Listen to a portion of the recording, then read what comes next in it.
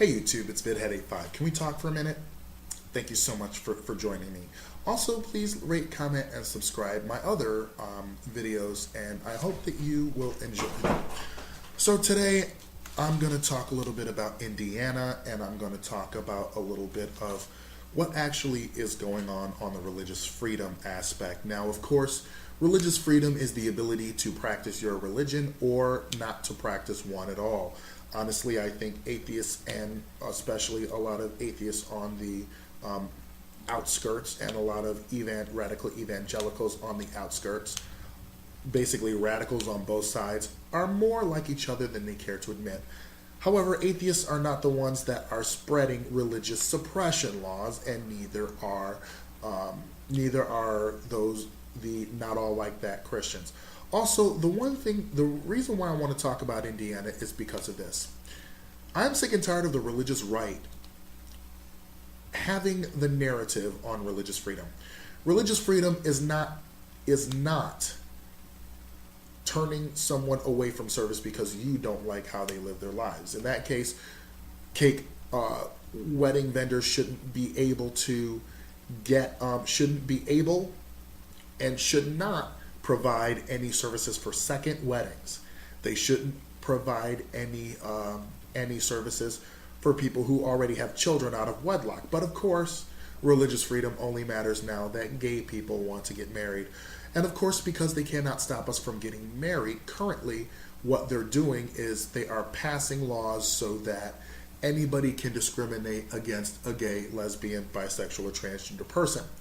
But let's not forget that this religious freedom bill will also lead to people like me being refused service for reasons that the United States has disavowed.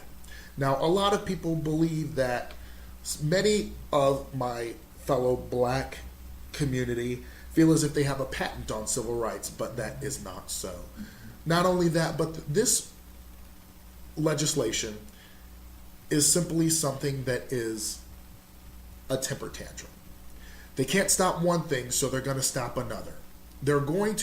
What they're basically doing is doing like Romer versus Evans. That is the case that I would cite to overturn this law. It's not repealing anything. What it's doing is it's actually going much further than religious freedom by saying that if you disagree with anything, basically, that any person or company can turn away service because of religious beliefs. That is a dangerous minefield that they're going down. And Mike Pence lied about it being an anti-gay measure, when in fact, in a picture that was taken when he was signing the bill in his private ceremony, many anti-gay figures were there from places like the American Family Association, the Family Research Council. Those kinds of groups were present at signing. So for him to say that it's not an anti-gay bill is stupid. Not only that, but they had the ability to choose between expanding non-discrimination law and legalizing discrimination. And of course, Mike Pence and the Indiana State Legislature chose to legalize discrimination than to expand non-discrimination protections. So that tells us a lot about Indiana. And what I'd also like to point out is, why is boycotting Chick-fil-A religious tyranny, but boycotting Starbucks is religious freedom?